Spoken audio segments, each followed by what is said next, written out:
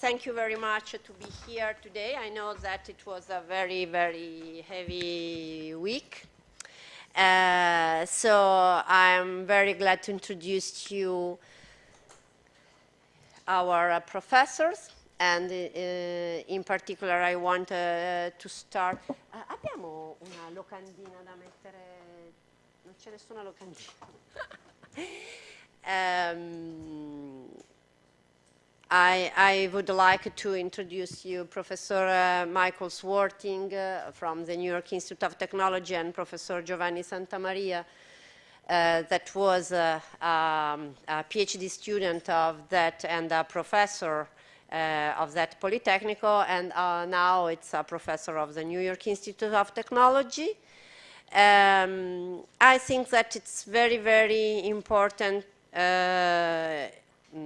lecture tonight, because for us it's very interesting to try to share and to understand in which way cities as New York that already reached the scale of the metropolis could face the problem of the new context, of the climate change, of the sustainability, and the way to be able to be architect in a sort of shared vision about our city. So that is because I will leave the floor to the representative of the Architect Association of Milan, because as you know we are working on that issue, how to riformare Milano, to give a new shape of the city. So it seems that we have to work as architects inside to assure vision.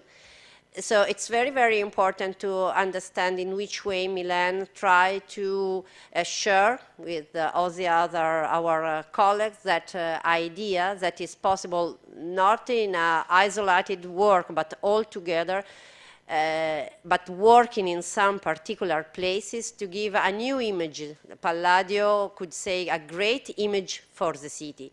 As you know, in Vicenza, we learned that it's possible to reform the city, not transforming totally the city fabric, but working in some particular place in a sort of acupuncture way that help us to define the new role of the area of the city, and so to be able to define a new layer, a new dimension, a new scale of the cities that could give a new life to some places that for us now are neglected. So I leave the floor to you. Okay, thank you. I'll be very short in my contribution. Actually, I did not prepare a real contribution, but I will try to give you a point of view from the observatory of our Architectural Association of Milan. Well, 2 points. The first one regarding the fact that I'm very happy to be here. If the issue is reforming Milan, and if the challenge is work together, university and Architectural Association in generally, all the social strength of a city, I think that I can say that we as the Architect Association are part of this work that must work together. So it's a challenge that we'd like to join with you, with university. And the fact that Miaw, the international workshop, had been introduced for our architect that starting from January this year have to follow a professional training. You know, we had this new invention by law. Every year, the architect, to be able to sign the project, must get at least 20 credit every year. And how they get the credits, making courses or coming to events like the one that we are following tonight. So this challenge, we think that is nice to do it together. Regarding contents, I will just say a few words, and then maybe I will say something after having listened to the two contribution of the two guests, the main guest tonight. From what I saw Saturday, when we start making an overview of a project, the Italian group from one side and the New York group on the other side, I realized that maybe our contribution as the association should be the one of give to you that are student of architecture and tomorrow will be architect on the market, to give you some direction in order to find, let's say, a place on a market. You know, in Italy we are a lot of architects, a lot. Maybe nobody tells you when you are into the university. We are a lot of architects, maybe too much, absolutely too much. We are in challenge with other different expertise like engineering, for example. I mean, we do the same job, and sometimes we get in touch and in trouble, and then we have also other technical expertise that make competition with us. So we have to find very clear expertise and skills in order to get job. Simply, it seems very brutal, but it is like that, like this. And from what I saw Saturday, I think that all the challenge that you were trying to all the problem that you were trying to solve, for example, in Rubattino, or that is actually almost a peripheral area, but also in other project, more located in a more central part of the city, deals with urban design. And urban design, I think, it actually is, for those of you who are interested in this discipline, actually can be a very interesting way to find a part in a market of our profession. Why? Because I mean, Milan, as exactly all the other cities around the world, is a city that continuously trying to change the face and the function, because this is typical things for cities, no? That change continuously the economical strength, the form also. So the fact that, for example, in Rubattino, we were trying to see how in the last 100 and maybe 200 years the city had continuously trying to build in that areas without solving a particular problem. For example, we were seeing the other day the relationship between the development of a city and the development of a railway station. That simply in the last 100 years didn't work. There was a problem. Now, if we think about the idea of reforming that part of a city, we have to try to give a contribution nowadays to solve that problems. Or, in order to make another example, the fact that the Lambro River had been destroyed, I would say, in the last 200 years under the in his ecological milieu, again, was a problem, because we have actually in Milan and Italy other rivers that have been preserved better than the Lambro. So again, another problem that if we match the challenge in Rubattino, we have to try to solve, or at least to give a contribution to solve that problem. Or another, just to give you a third example, the connection between the structure of a city of the 18th century, the center of Lambrate, Ortica, for example, and the form of a city of last century. Again, there was no connection. So what I want to say, that urban design gives you, if you're interested in, the capacity of, if you're able to give solution, especially to these processes, give you the possibility to get in touch with a market, professional market. This is not a banal things, because if you put yourself on a market, just a simple architect, without also this kind of skills, this will be probably difficult to stand. And that's why actually the workshop of Miaw, it was interesting actually to me. I would not add any other things. Maybe I will say you something more after having seen your interest lecture now. Thank you. Thank you very much to Vito Redaelli for that introduction. So I would like to introduce the lecture of Professor Michael Schwarting.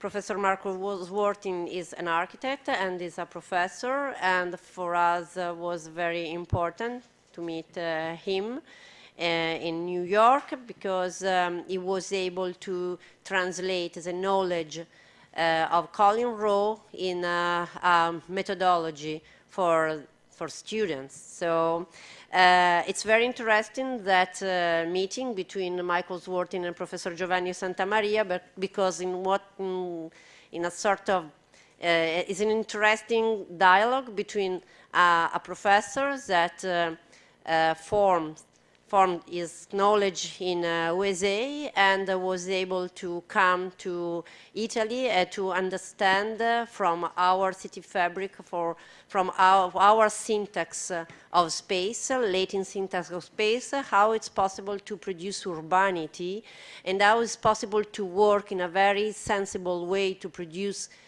conviviality also in a metropolis so huge as New York. So for us to see how he was able to interpret and to know very well the strategy and the physical metrics of our city, and how he is able to translate it in another dimension, in another scale, it's a very good way to understand the Colin Rowe issue. So how it's possible to translate history inside the contemporary or modernity, how we defined yesterday.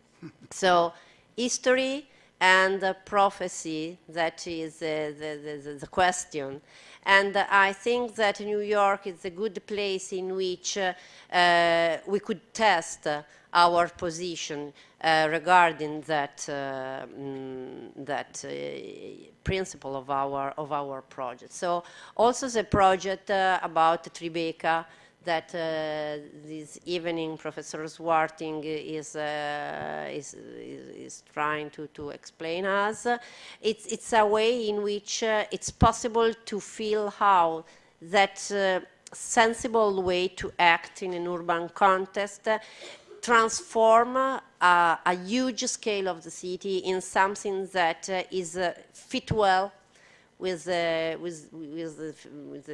dimension of the anthropometria, and how it's possible to feel a sort of feeling of adequacy also in a huge metropolis. And I think that that is a part of that problem you learn from Colin Rowe and from his capability to analyze, interpret, and project spaces starting from the knowledge of the Latin urbanismo. So I leave the floor to Professor Michael Schwarting, and after we will try to ask some questions. Thank you, Antonella. It's our 10th anniversary, I think, since we started working on Milan and New York together. I hope I can deliver what Professor Contin has promised this evening. And I want to thank the Politecnico for inviting us and our students. It's sort of become my second home in some ways. I've been here often and enjoy this experience. I want to thank the whole concept of Miaw. I like cats, so it goes with that well. I want to talk about, I would say, two little short stories, which you can watch on either screen, because it's going to be the same. We know that cities operate and are understood at different scales, from the largest scale of the region to the scale of the human being. And New York City, like I think all cities, can be described and understood by examining its various scales. So my first short story will be to talk about these, what I've identified as 7 different scales. The first scale was produced in 1922 by a civic and business leaders of New York City, an organization that called itself the Committee on the Regional Plan of New York and its Environs.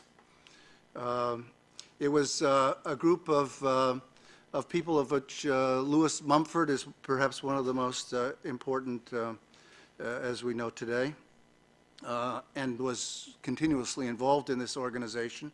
It wasn't a government organization. It started as this committee.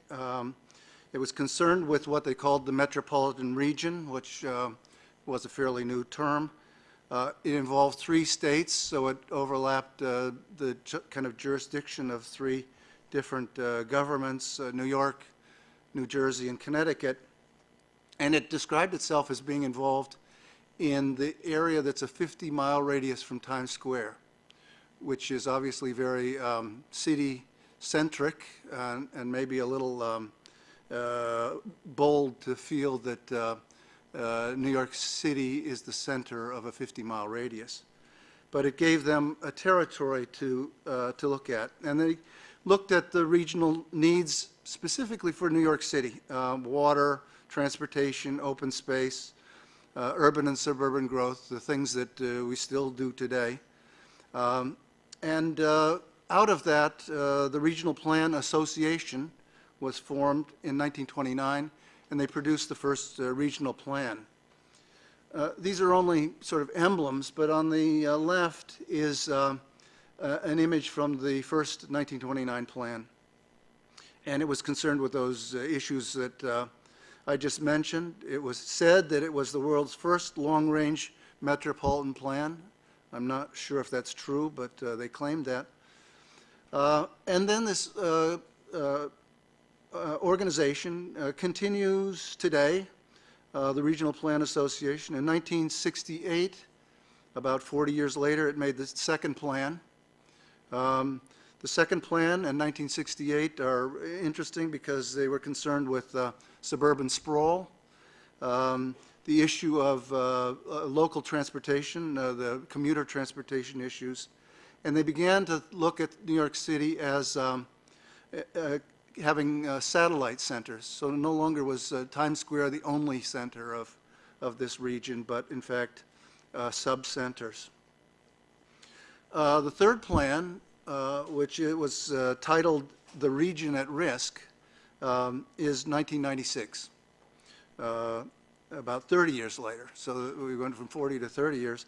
And that was, in a way, less concerned about the satellite city, but more of a kind of network of exchange between New York City and the region, which and its more polycentric structure. But the title is interesting, Region at Risk. And the image on the right is from the 1969 plan, and they're way too small for me to go into them, but I put them up as images. The second scale of the city is not involved with geography, it's involved with politics. In 1898, New York City, which was only the island of Manhattan, incorporated other territories into the metropolitan area and into New York City itself. So this map, which shows lines of the Bronx at the top, Queens to the right, Brooklyn below, and Staten Island, were the cities that were incorporated into New York City. And this is a scale, but it's a political scale in a sense. It's a scale that has a certain size, but it also involves much more than the city center and a much more diverse kind of character of New York City. And I made this map in this way because these territories obviously have nothing to do with geography. Staten Island looks like it's part of New Jersey. The Bronx looks like it's part of Westchester and up north on the Hudson. And Brooklyn and Queens are sometimes called part of Long Island. So it's a scale less than 50 miles, but also of a very different character. The third scale on the left is a scale made up of some incidences, and I'll trace a little bit of that in a moment, but I want to kind of go through these scales from large to small. And this next scale of Manhattan involves the structure of the 1811 Commissioner's Plan, which established the street pattern and the avenues north of Washington Square. But outside of, and not even thought of by the commissioners, I've made this diagram that shows from Park Avenue over to Fifth Avenue, going from right to left, 6th, 7th, and 8th Avenue, 3 of those terminating in Central Park, the large rectangle, and Broadway. Broadway, which the commissioners didn't recognize as being anything at the time, continued to exist on its own will of some sort and power. And it was originally perhaps a Native American trail between the lower part of Manhattan and Albany at the top of the Hudson. Became instrumental in this scale that I'm presenting. Because every time Broadway crosses an avenue, it creates a major crosstown street. And at every one of those intersections, there's one of the important spaces of the city. So at the bottom is 14th Street crossing, and the next is, well, I should say Union Square and Park Avenue, the beginning of Park Avenue. Then there's Madison Square and 23rd Street, Herald Square, 34th Street, Times Square, 42nd Street, and then a little bit of slipping around Columbus Circle at 59th, but could have been or should have been at 57th. There's an interesting little ambiguity there. So this creates a network of a pattern at a certain scale. And this pattern is interesting because the centers of these spaces are critical, but where the streets end is not so important in Manhattan. They go till they hit the water or places. The ends of the grid aren't important. It's really this central interaction between streets, avenues, and particularly at this scale, Broadway. The next scale on the right is one that comes much more directly from the Commissioner's Plan, 1911 plan above Washington Square, which was all settled. So it's sort of important to know that above Washington Square there were small towns and farms in 1811 that continued to persist even as New York City developed with this plan. But the Commissioner's Plan, with the help of some historical background, because I think they're more clever things than maybe these commissioners were, laid out the strategy for major avenues running north-south, 100 feet wide, mixed use, big scale, and minor streets running east-west as residential streets. 100-foot wide avenues, 60-foot wide residential streets. Long residential streets, short segments in the avenues. So the whole syncopation of the city is sort of structured on this rhythm. And I think it's important to see this sort of block formation that I'll come to as creating, I suppose, what weavers are more concerned with, a kind of multi-direction where stuff going one way is different from stuff crossing it going the other way. This was the commissioner's plan, and I'm sure that you can not see very much of it. It's nice that they drew the topography. I thought that was quite clever of them. And they have, in the bottom part of the plan, put New York City as it was, and in very faint lines, I think you can see this grid that they proposed to run wherever it went, over hill, towards water, whatever, as a system which they explained as being sensible for the sale of real estate. So it had no spatial thinking to it, and there was very little open space. What was set aside never became the real open space in New York. But nevertheless, this provided the kind of fabric, the tessuto of New York City that that we I've explained with the other grid.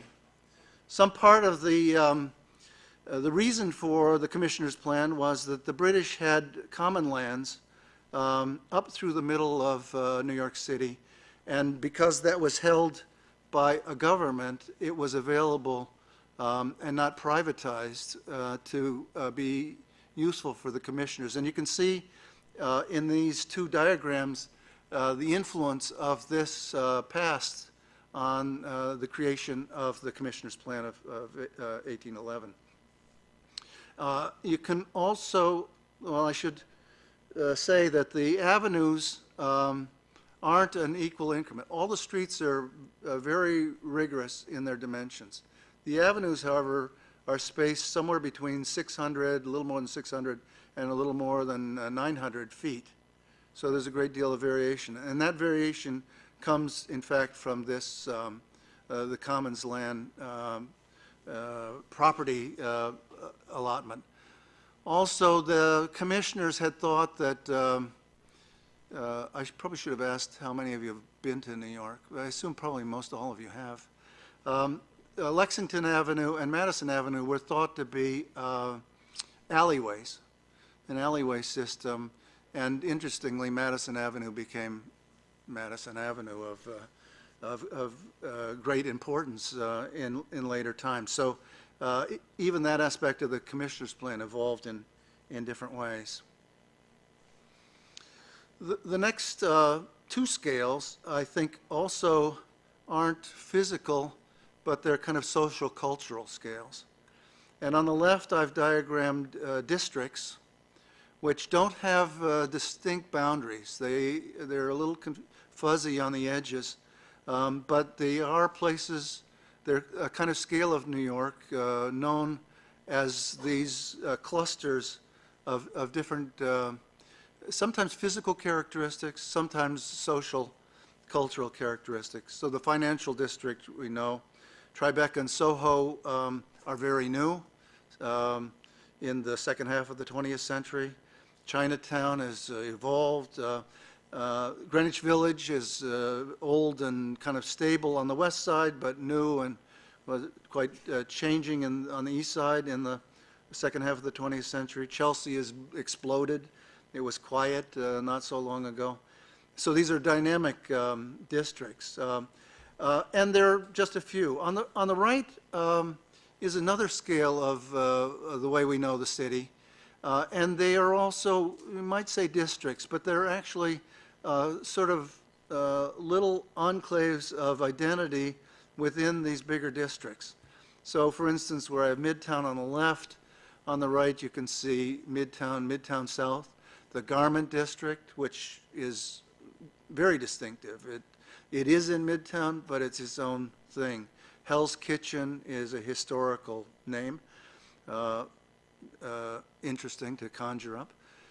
And Upper West Side is broken down. Lincoln Square wasn't there until they created the cultural element there. So these also have grown over time. They're sort of flexible but probably in a Kevin Lynch sense of districts, it's how people understand where they are in the city. And they have a scale between these two. The origins of New York City are not that 1812 grid. They're New Amsterdam, no doubt a relationship to Old Amsterdam, but the structure of New Amsterdam, which even had canals, where'd this go? I think you can see some canal structure up through this portion. But the significant difference between Old Amsterdam and New Amsterdam is Broadway. This doesn't work now. It's pretty clear in the map, which is a north-south street starting at the Battery, as it still does, and stretches all the way to Wall Street in this map to form the earliest part of the city. By the time the 1811 plan was made, we have a kind of growth in multiple directions that comes out of the kind of New Amsterdam plan, mostly following the waterfront. So you have the next generation, is this section. You can see it's parallel to the water. Then along the village, it's related to the Hudson River, and even the area of the East Village and around Tompkins Square and so forth, sort of projections in from the water. Very different from the idea of the Commissioner's plan.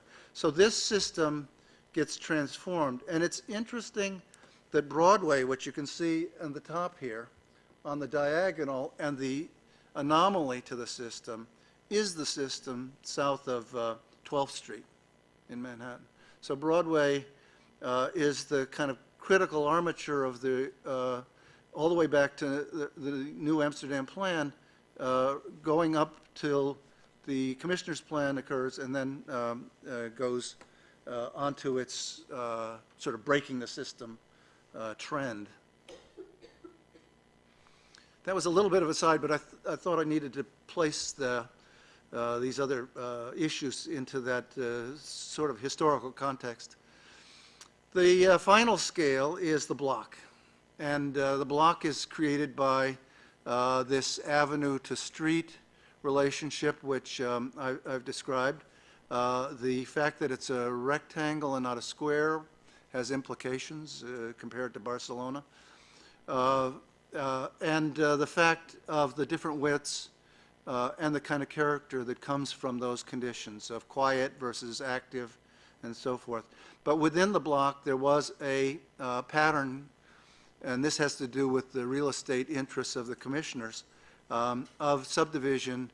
And in the right-hand corner you can see the 100-foot by 25-foot slot that buildings could be put into, and would fill the block with a facade on the street and a yard in the back, and a very British kind of pattern of the party wall, not courtyard types, but these long striations.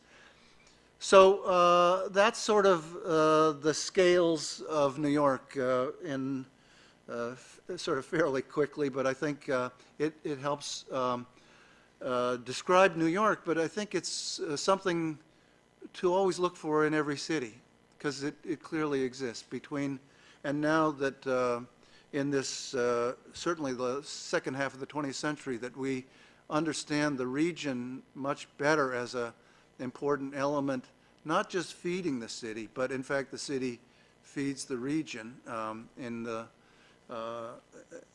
our later awareness of that. Down to the sidewalk block around a block.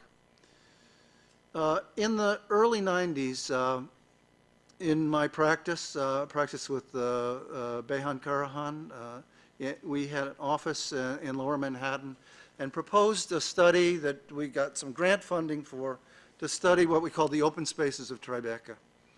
And Tribeca, you probably all know, but it's the triangle below Canal. euphemism. Soho is south of Houston. It's not London. And so on the left, you can see shaded in the triangle bounded by Canal Street on the north, Hudson River to the west, the sort of City Hall, Broadway to the east, and slightly vague boundaries down towards the World Trade Center on the south. What we found there in our neighborhood at the time was that, in fact, there's a whole bunch of spaces that are undeveloped because they seem to have just been deposited there by the street system. And on the right are 8 sites that we proposed to study that had no particular character, except maybe the biggest round one, which is the entrance into the Holland Tunnel. But on the upper left is the end of Canal Street. And I should say, it's interesting to me that since that time, most of these have happened in the kind of 6th to the 5th way. The plan was posited and it worked. It was done by other people over time. But anyway, there's from the upper left to Canal Street to the center bottom of Chambers Street, we identified these sites. And we studied the grid patterns, these 2 conditions, the Broadway, which becomes the plan above, and the still remnants of the projections in from the rivers and the waterfront areas that affect the area of Tribeca. So we sorted out 2 different grid systems, which in fact are in this, I think in this cubistic way of sort of simultaneity, fluctuate. I think like a lot of the grid does right outside here, where you're not sure if you're on the diagonal or the orthogonal until you know it well enough. But this Tribeca has this characteristic of the overlapping of these 2 systems. So we're looking at tiny little triangles left from 2 grids crashing into one another. And we asked ourselves, what does this relate to? Do we just do little triangles? Do we identify Tribeca? Or is there a bigger structure that these triangles somehow relate to? And drawing the avenues on the right, from the right-hand side to the left, 5th, 6th, 7th, and 8th Avenue, as they hit Central Park, as you project them down, although they grew the other way, projected up, they all converge in Tribeca. So the source of the avenue system, which we think of as the 1811 plan, just put on there, or the Commons plan, interestingly engages the area of New Amsterdam and the growth into the village, and sponsors, it's the kind of seeds of the projection of the city as it grew to the north. So this seemed like we should reveal this to the people of Tribeca. They're sitting on the source of 8th Avenue, even though it seems very far away. And this was a sort of critical diagram for us to see. And here we've gone to the biggest scale we could find to look for influences on our tiny little square scale of triangles. In these 2 figure ground drawings, the left is the way New York is, and the right is our plan.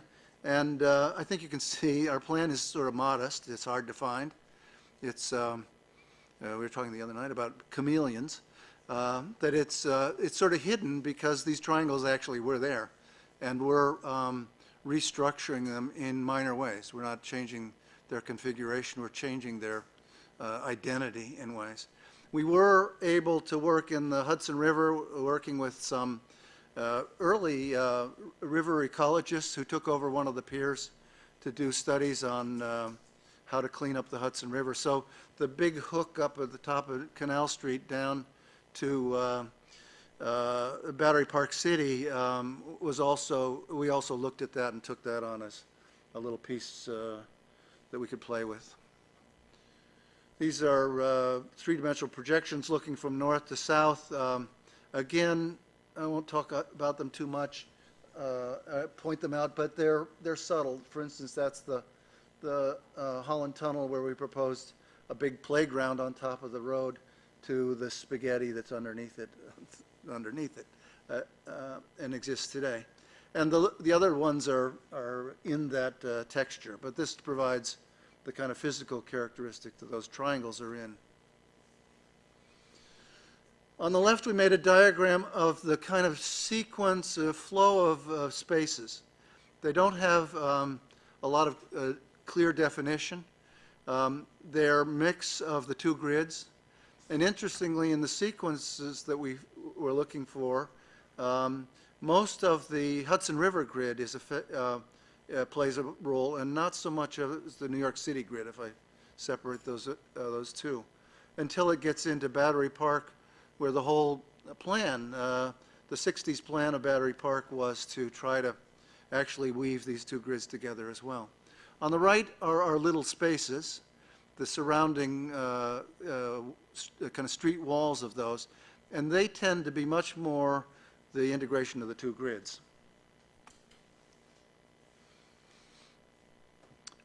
Left is again the figure ground of the finished project, and the right is a kind of reversal of the network of open spaces.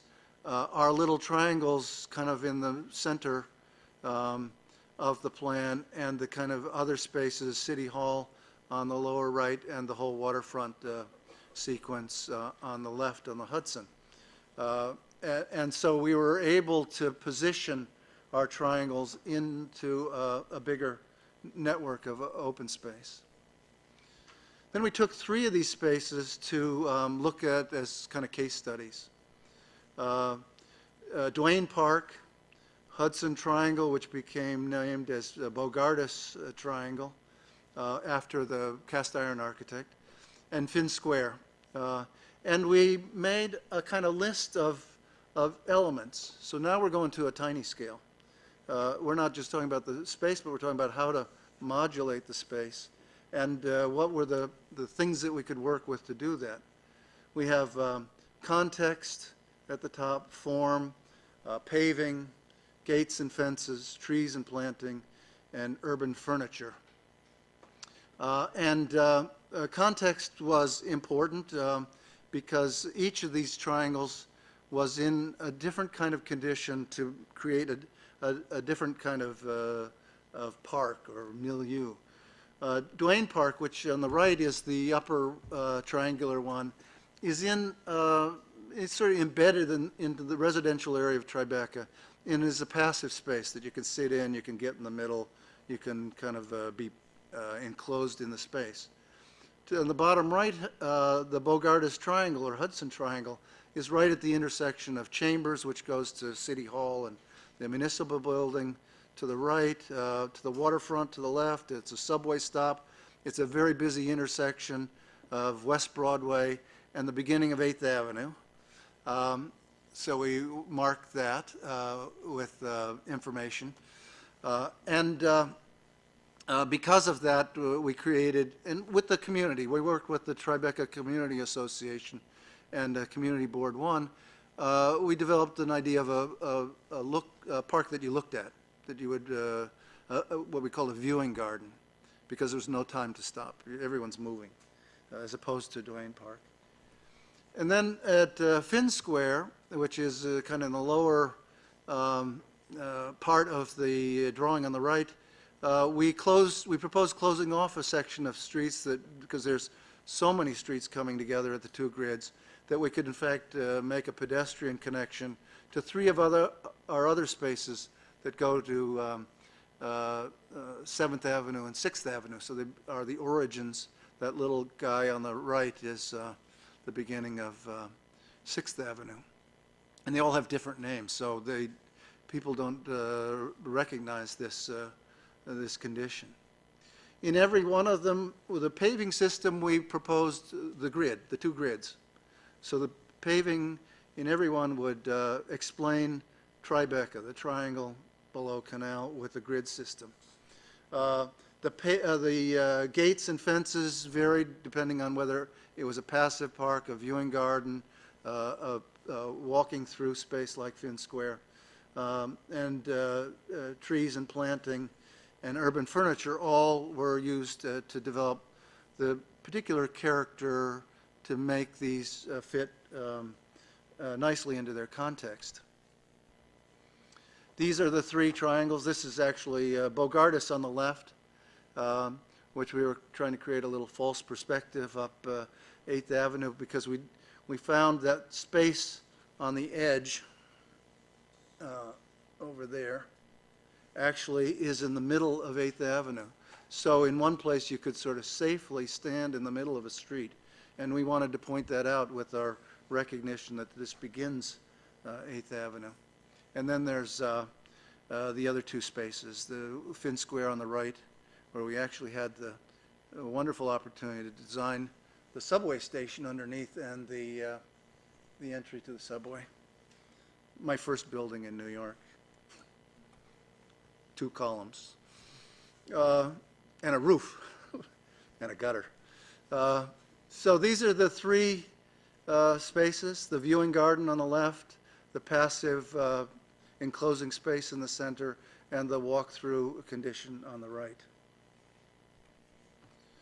Views of the same thing. This is the perspective going the other way on the left, the enclosed garden and the pedestrian walkway, which has the Empire State Building in view. Because we worked with the community, we were able to, in a kind of bottom-up situation, we were able to have an exhibition in Tribeca. It was beginning to be a kind of arts center that got priced out and moved to Chelsea and Hoboken and other places, as has always happened. And the Department of Transportation said, okay, we'll build one. And they built the Bogardus Triangle. And you can see we didn't get our wish of 2 pavings to sort out the grid, but we did get the grid etched deeply into the concrete. So it gives an impression of what we're trying to achieve. And this is the viewing garden. So I'll sort of end with a few views of what could we do with that. We're invited to Milan. We're given an area that we don't know much about, the Rubettino area. And we tried, before we got here, before students had seen Milan, to study certain things and to kind of apply this notion of different scales. So what is the scale of Rubettino? I think we were a little shocked when we got here, but we tried to learn. And we tried to learn from looking at things that were known. We tried to learn from the Piazza del Duomo, the Galleria, the Piazza La Scala, and that whole sequence. And that's been a valuable tool to measure what we're looking at. We looked at the 2 rings and spaced the gates from those. On the right, San Lorenzo, out to Porta Genova, and San Ambrogio on the left, and the 2 remnants of the gates. Interestingly, the Stazione at the Porta Genova is outside of the wall, and we're outside of the wall, so there's interesting lessons we could look at. Porta Romana, and then Porta Venezia with the whole network to the Piazza Repubblica and the gardens and so forth. So we kind of came with that bit of information to try to understand the scale, but we also knew that we had to deal with this scale. And a number of our students aren't going to stop at Rubettino.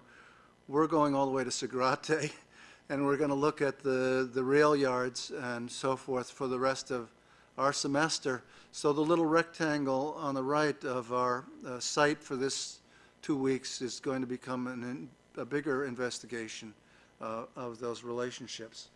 So as I say, I think trying to show you the scales of New York, a project in New York that tries to deal with those, and seeing where we go with Milan has been, valuable for us, and hope this has been interesting for you. Thank you.